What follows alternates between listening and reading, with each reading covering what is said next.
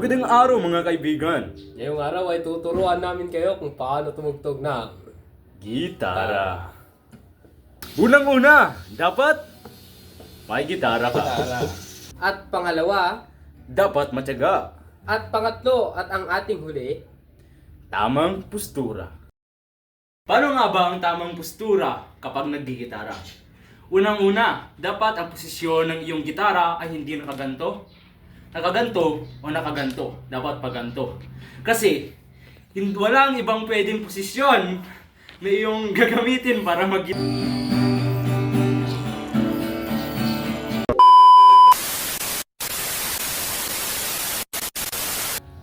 at ako ang inyong makakasama sa pagtuklas ng mga parte ng gitara na kailangan nyong malaman. Una, ito ay ang ginagamit natin upang itono ang ating gitara. Ito ang tinatawag na head or ulo ng gitara. Dito naman, ang tawag dito ay leeg o sa English ay neck ng gitara, kung saan dito natin makikita ang iba't ibang fret. At dumako naman tayo dito sa kanyang katawan. Makikita natin dito ang saddle at ang bridge o tulay ng gitara. Ito naman ang pinaka-importante, ang kanyang mga string. Hindi ito tutunog kung wala ang ito.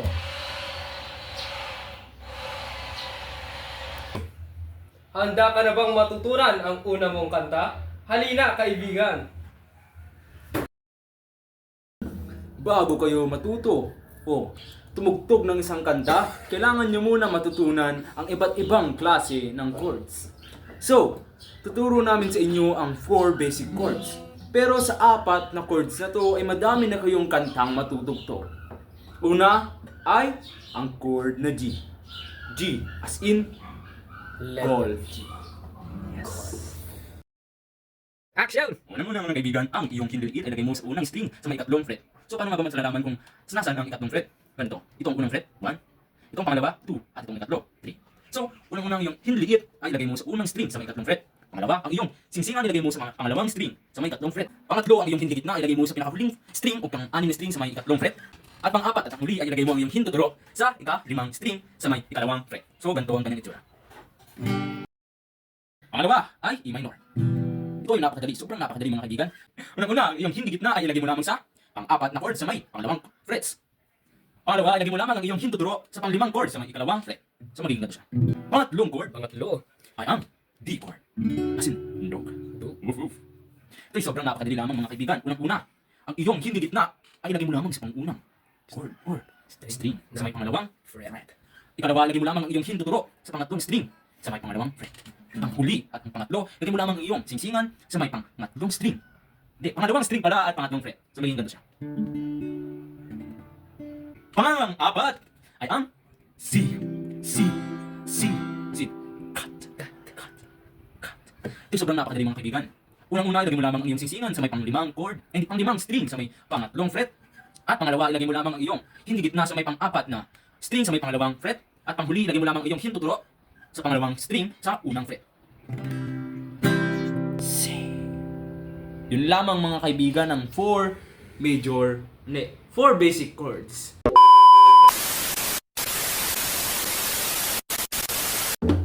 Ouch! Perfect.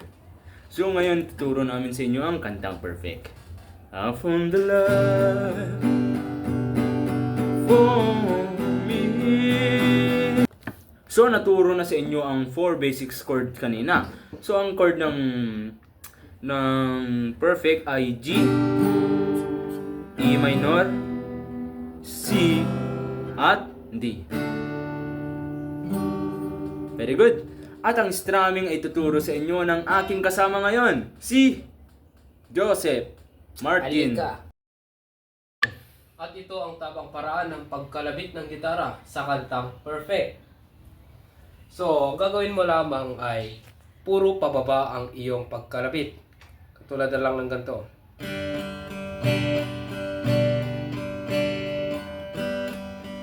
Ganon. Napakadali lang at bagong-bago. Napakadaling matutunan lalo na sa mga baguhan natin. Puro pababa lamang para mas madali niyong maintindihan. At sa bawat chords ay may 4 tayong bilang. So ganito, 1, 2, 3, 4. Tapos lipat tayo sa next chord na E minor. 1, 2, 3, 4, C. At D.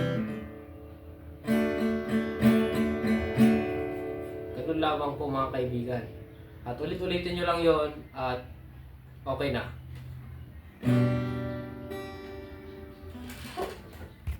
At para sa koro naman ay gagamitin pa rin natin ang 4 na basic na chords pero iba na ang kanyang pagkakasunod-sunod. Ang una naman ay ang E minor. So dito sa koro ay 2 counts lang o 2 bilang lang ang gagamitin natin kada chords. So bali ganito siya.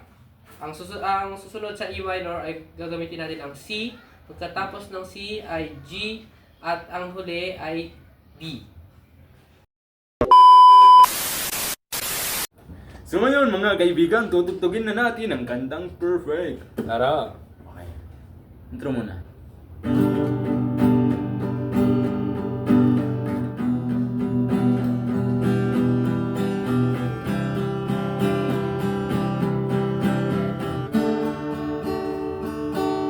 I found the love